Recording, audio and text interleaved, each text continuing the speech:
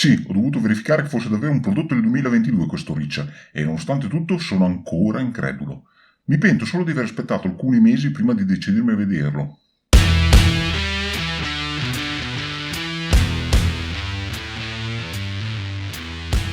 Benvenuti o bentornati sul mio canale, mi chiamo Greg e cerco di parlare di intrattenimento in modo non convenzionale, se ci riesco. Se è la prima volta che passate da queste parti, considerate di lasciare un like, un commento o di iscrivervi al canale, sarebbe molto apprezzato.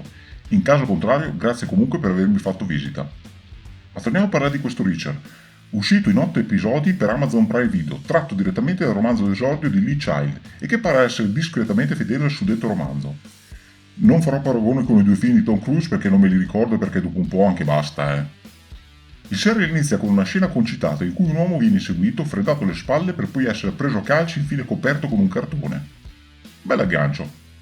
Dell'omicidio viene accusato Richard, un gigantesco ex militare appena arrivato a Margrave in Georgia per seguire la storia di un musicista blues di cui ha recentemente parlato con il fratello e che si stava prestando ad assaggiare una peach pie, la migliore dello stato secondo la cameriera. Fin da subito Richard capisce che l'omicidio di cui è accusato è legato a una rete di intrighi ben più articolata e che altri assassini commessi e che verranno commessi a Margrave sono tutti collegati. Inizialmente si metterà a indagare per conto proprio, perché la faccenda diventerà troppo personale, per poi unire le forze al detective Finlay e all'agente Roscoe. Questo a grandi linee è la trama di Richard, se ve lo volete gustare come si deve, scoprendo il serial come ho fatto io senza saper nulla. A meno che non abbiate letto i romanzi di Child, ovviamente. E Richard è stato davvero una sorpresa, tanto che ho divorato gli episodi in appena un weekend.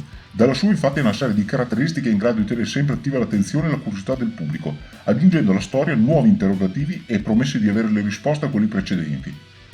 Insomma, vorrete scoprire chi sono gli assassini in tutta bianca e chi li guida, nonché capire quali siano gli interessi dietro a essi. O vorrete sapere di più sul passato Richard, che ci viene mostrato poco poco con dei flashback della sua adolescenza, flashback per nulla stucchevoli, e che vengono infilati al momento giusto nel posto giusto. O ancora, chi è coinvolto nelle forze dell'ordine e nelle istituzioni di Margrave? E Richard non perde tempo, non si ferma un attimo perché, come ci viene fatto capire, quando si mette in moto non si arresta più. E il serio questo ce lo comunica molto bene, con una regia e un montaggio che non lasciano spazio ai momenti morti. Quindi, nessuna scena per fare minutaggio, con persone che tengono una tazza con due mani e parlano di sentimenti di infanzia per 15 minuti filati. No, qui la scrittura dei personaggi è eccellente, le scene in cui i protagonisti raccontano qualcosa del loro passato si contano sulle dita di una mano. E sono sempre brevi, intervallati da una sana dose di ironia che aiuta a mantenere il ritmo. L'ironia e le battute brillanti inoltre sono la base per i dialoghi, ma non sono invadenti, fuori luogo o continue. Arrivano al momento giusto e sono dosati in modo da non rendere tutto il serio una commedia e rovinare i momenti più drammatici. Incredibile davvero poter vedere una serie del 2022 in cui i protagonisti non si comportano come dei bambini iperattivi o piagnucolano ogni 2 minuti parlando dei propri sentimenti. Ed è altrettanto incredibile che Reach sia stato prodotto oggi e che non sia invaso o costruito attorno alle formule post-2015 imposte alle produzioni odierne. Reach è un energumeno di quasi 2 metri, che non va tanto per il sottile, che agisce in maniera calcolata, competente ma anche spesso brutale. Viene fiaccato da Phil, poliziotto di colore nella Georgia ancora razzista, ma se questa tematica viene menzionata, dicendoci che il detective non ha avuto vita facile nel paese, lo stesso Phil non passa il tempo a piangersi addosso, a accusare qualsiasi persona bianca di razzismo. No, è deciso a fare il proprio dovere e non fa sermoni a nessuno.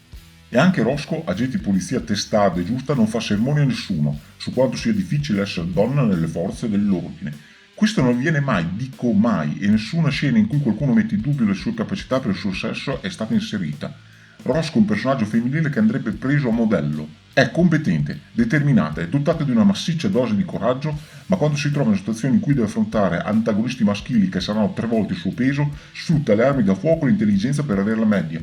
Non succede come oggigiorno quando ci mostrano qualcuno di 40 kg affrontare fisicamente a muso duro avversari che ne peseranno 100.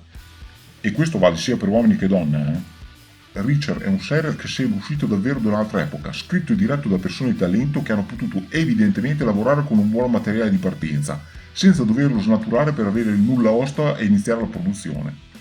Se così non fosse stato, avremmo visto un Jack Reacher arrivare in città per poi essere portato a spasso da Roscoe e Phil come un turista, e presentandoselo come un idiota che ha bisogno che i 2 co-protagonisti risolvessero le situazioni per lui. Il serial insomma sarebbe potuto diventare in breve il Roscoe Show, come abbiamo visto accadere praticamente nella quasi totalità delle serie uscite in questi anni. Qualcuno ha detto Disney? Richard insomma è una piacevole anomalia nel panorama televisivo di oggi e mi dispiace aver esitato a dargli una possibilità se non dopo aver visto una recensione di cui mi sono fidato e ho detto vabbè al massimo dopo un paio di episodi stacco. E invece... L'unico problema è che è uscito non a cadenza settimanale bensì un unico blocco a febbraio.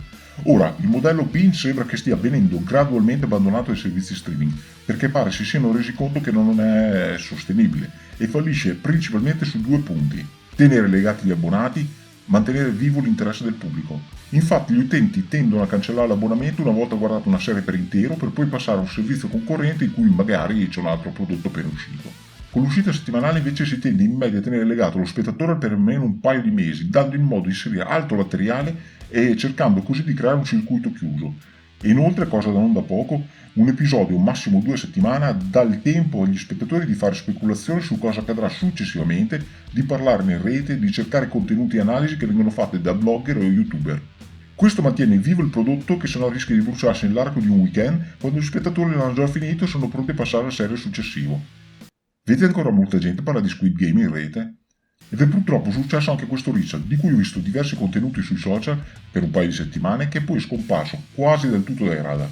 In conclusione, se non l'avete visto e siete alla ricerca di qualcosa ben scritto, coinvolgente, senza contenuti politici moralizzatori, con protagonisti bilanciati, con azione, violenza e brutalità, ma anche una trama che non dà spazio alle distrazioni, Richard potrebbe fare al caso vostro. Incrociamo le dita per una seconda stagione. Ehi Greg, io ho già letto tutti i romanzi di Lee Child e li conosco molto bene, meglio di te. Il server è fedele ma davvero dovrebbe essere adattato alle moderne sensibilità e contenere più rappresentazione e diversity.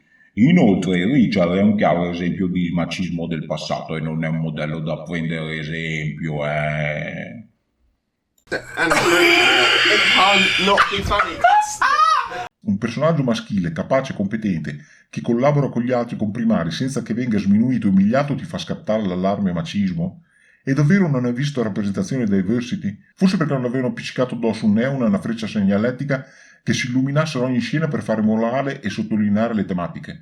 Puoi fare uno sforzo e renderti conto che ci sono tutti questi elementi, ma sono stati inseriti in maniera capace da autori di talento, non ragazzini incapaci che hanno studiato su Twitter. Ma nel tempo e nel luogo per parlarne. Spegniamo la TV, accendiamo le luci e andiamo a mangiarci una fetta di peach pie.